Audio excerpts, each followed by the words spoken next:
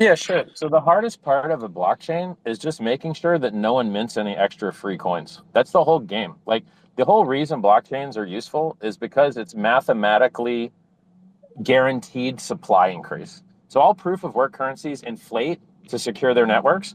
Unfortunately, in the case of Bitcoin, the more popular it gets, the more value it gets, the more proof of waste you have to do to defend that value, the more the environment gets blown up. Now, two-thirds of that energy is renewable, but guess what? When you suck up all the renewable energy, then the guys, like, they just had to turn off all the mining in Texas because the grid was full. And then the Bitcoin guys are like celebrating, like, hey, we turned our machines off. What good citizens we are. And you're like, bro, if you wouldn't have them on, you wouldn't have to turn them off. It's like having to borrow your lawnmower back from your neighbor. You lend your lawnmower to your neighbor, and he's had it so long that now you have to beg him to get it back. And it's just the same thing with electricity, you know? And if they would stop blowing up the environment, they would stop murdering the price. Because we know proof of stake systems work, or you'd see them getting hacked all the time. They never get hacked. The networks that have all these bugs that I'm telling you about were like Ravencoin, for instance. A hacker minted 10% of the Ravencoin supply at once from an inflation bug and dumped it on exchange. So proof of work systems are extremely buggy, and they're not buggy from the perspective that they need more hash rate. They're buggy from the perspective of software bugs. And software bugs are a function of attack surface. And the more spaghetti code you have, and the less modularity you have, and the less isolation you have, the more of these huge like world-ending bugs you're going to get. So, you know, when they minted 6 billion extra Bitcoin by accident in 2010, they just rolled the chain back and were like, oops, we'll just pretend it didn't happen. That guy that minted the 6 billion extra, we're just not going to give it to him. And that's what the Ethereum guys did back when Ethereum was big enough to just do whatever they wanted, or small enough to do whatever they wanted. Some guy like ran a smart contract and jacked everybody for their money. They said code was law until someone actually used the code to take their money. And then they said, oops, code's not law. We're forking the chain. Haha. And then they rolled the chain back with a default vote. Like, if no one voted, it just defaulted to taking away the, quote, hacker's money. But is he really a hacker if he just did what the code let him do? Richard Hart, one of the individuals with the greatest experience in the cryptocurrency industry, will provide us with an update on the most current crypto news, including how the market is behaving right now and whether or not a recession is in the cards for us. Also, the announcement of Richard Hart's new project PulseChain being released is what everyone is looking forward to hearing from him the most. Hello and welcome back to our Crypto Pulse channel. In today's video, Richard Hart will share his thoughts on all cryptocurrencies, and you won't want to miss it, so make sure you watch the entire video. Don't fall behind, hit that subscribe button, and enable those notification bells to stay ahead of the game. So let's jump right into the video.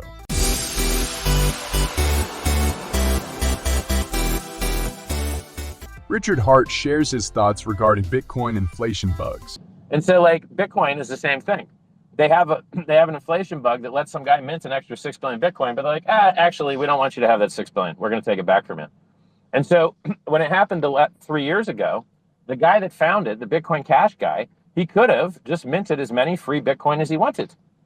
That's it. He would just perform a transaction on the network that would have put an extra million Bitcoin into his wallet, or 10 million Bitcoin, or 100 million Bitcoin.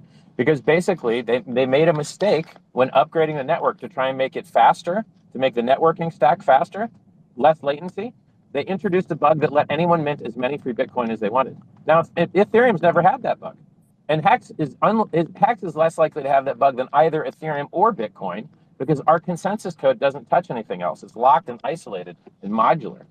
And so, like, it's like, this is the bug that bites everybody. The only other kind of bug that bites everybody is 51% attacks, and they really only happen to proof of work coins that have quite small minority hash rate. And that's the reason ERC20s never have 51% attacks on them, but small minority coins do. Like, I don't remember some of these little small coins that have had these problems, but so long story short, every time you try to improve Bitcoin, there's a chance you break it and make it a lot worse. Every single time, because it's spaghetti code. And it's run by barely any guys. Peter Wooley, who's 80% of the commits to Bitcoin, just gave up his keys. He no longer can make commits on GitHub. He gave up his keys. Gavin Anderson, who Satoshi Nakamoto handed control to, abandoned the Bitcoin project as well. He works on Zero Cash stuff on side Ethereum. Bitcoin Jesus, who used to love Bitcoin, he left Bitcoin. I left Bitcoin. Everyone ends up leaving Bitcoin because Bitcoin doesn't care about you. It doesn't love you. And the second that the Bitcoin community sees that you're successful anywhere else, they will demonize you and make you the worst person in the world. Ask Trace Meyer, ask me, ask Gavin Anderson, ask Bitcoin Jesus, Roger Ver, ask any of us who are some of the most... Why Richard Hart thinks Ethereum is much more better than Bitcoin. Well, look, man, I think something like 3% of all Bitcoin holders claimed their free hex, literally provably on chain. Second, regarding miners rolling back the hack transaction, all you have to do is cut the miners in on the fraud. So if you give the miners 5 or 10%, you get to keep all of it. They're not going to roll it back on you. Third, I think it's funny that guys that have had 2 mint as many as you want bugs and a long list of other critical vulnerabilities, I might add, whereas Ethereum has had none. And like, you have no anonymity in Bitcoin, you have anonymity in Ethereum. You have slow transactions in Bitcoin, you have fast transactions in Ethereum. You have These are just NFTs, wrong. and These are not true. no, They're tell me, factually wrong. educate me. I'm listening. Tell me you're going to tell me more than it's just wrong. Like, tell me. It's essential. Ethereum is a centralized security. Like the vulnerability is the project itself. Like you're at But Shane, risk your of people. your audio is super low, bro. Can you speak like closer to the mic? Because I don't think the audience can hear you. I Sorry, actually sorry. hear him okay. Yeah, see, Yeah, Doug. we can hear You used to be able to get 2,000 Ethereum for 1 Bitcoin. Now you can get like 500 maybe, or 50 or something. Okay, how I don't know, many dude. hex Seems can like we get for Ethereum did 1 pretty good. Bitcoin, Sarah? Like your Yeah, strategy of I can arguing chime is in so on the- interesting. Like it's so frustratingly false and misleading. Yeah, but use your words, buddy. Use your words. You got the mic. Tell me. Give me details so I can crush you. I can give you the details. I think Ethereum has had a lot more chain splits, which are a critical consensus problem, than Bitcoin. But you can go look it up and let's dive into it. So why is Ethereum having more chain splits than Bitcoin? Usually because they did the stupid thing of multiple clients, which I don't actually like. Ethereum has proved that if there is a big exploit and you actually steal a bunch of Ethereum, the centralized Ethereum Foundation will just roll it back. False, because Polkadot proved that's not true. That used to be true years ago, but Polkadot lost 150 million worth and no one bailed him out. And the guy that founded that project wrote Solidity. The guy that founded that project wrote the Ethereum software itself. So if they were going to ever bail anyone out ever again, they would have bailed out What's the the Polkadot. market? What's the market cap of Ethereum? It's usually, I think, like a third of Bitcoin. Which is what? Well, I mean, I don't know, 250 billion maybe? Right. So what's 150 million? It's nothing. Well, I mean, I don't know, man. The guy founded it, right? He's an insider. It'd be easy to just do the same thing they did last time, but I don't think they're going to do it. He was an insider, but then he quit to print his own money, like every other insider of Ethereum except Vitalik. I just don't think they can roll back the chain, bro. I think it's too wide now. I think there's too many people.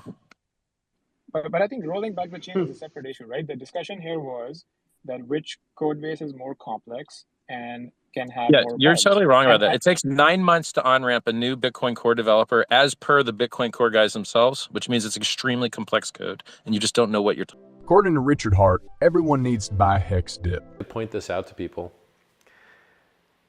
some guy bought a massive Hex Dip back in 2020.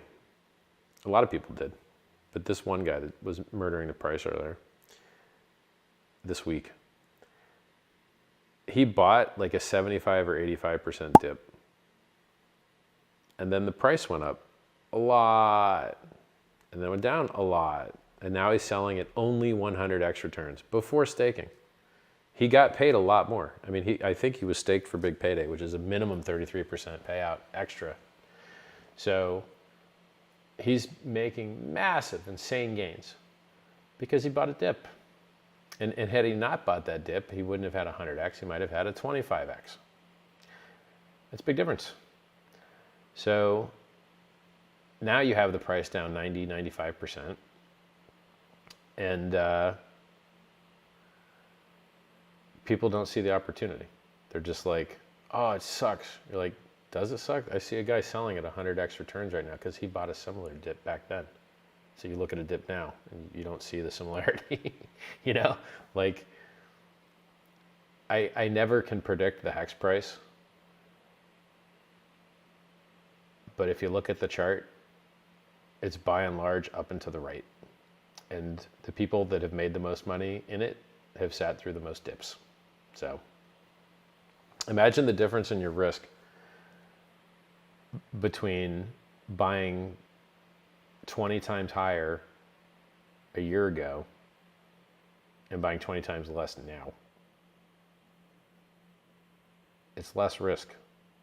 Paying less for stuff, and when it's the same stuff, like, would you rather buy a car for 1 unit of price or 20 units of price? It's the same car. You're like, I'll take it for 20 times less, please. So by getting things cheaper is less risky than getting the same thing from. Before we get into Richard's thoughts on other cryptocurrencies, we'd like to remind you to subscribe to our channel and enable notifications. If you do this, you won't miss any of our future videos. What Richard Hart has been thinking about the Fed recently. The Federal Reserve has 2 mandates. It's called dual mandate. One is to keep inflation at 2%. The other is to make sure everyone has jobs. Now, making sure everyone has jobs is a pretty hard one to do because printing or not printing money doesn't actually hire anyone. So that's a weird one. And so right now, they know that the inflation's too high. A couple days ago, they did a survey of all the people that are on the board of deciding whether interest rates are going to go up or not. And they all said, yeah, we're not going to lower rates in 2023. We see no, we don't, the language was along the lines of, we don't see any way that they're going to be lowering rates in 2023. And so as they raise rates, it makes money more expensive, literally. So people with mortgages that have adjustable rates have now 2 or 3x their monthly cost of paying their mortgage, which for you people who aren't in America, mortgage means home loan. People are living day to day. They don't have in their budget or their earning potential an extra 2 or 3x on the largest expense they have, which is their housing. It's basically going to cause a lot of people to get foreclosed on. We also see the steepest decline in home sales, I think, in history in the United States. Home sales are down, like, on average 40%, I believe. Now, that's not dollar figure because the dollars are inflated. That's the number of sales. So the number of sales has fallen 40% this year compared to last year. That's a big fall. So the Fed, in order to fulfill its dual mandate and get inflation down to 2%, is going to have to keep raising rates. And in the 70s, they raised rates to, I believe, 19%. How Hex can outperform Ethereum in future? And code and computer science. Just Like, it's just basically- relax. I'm going to explain it to you in a way you understand, okay? If you have a safe and you put another safe inside it, that's more secure, right? And this is logic for Two morons. safes This is more secure than literally- one safe, right? So when you take a part of the code that's really important to you and you make it isolated and locked so that no one can ever edit it, it's more secure. That is a lie. That is impossible to do. Well, like, No, it's not. That's by definition basically, what a smart contract without admin keys is.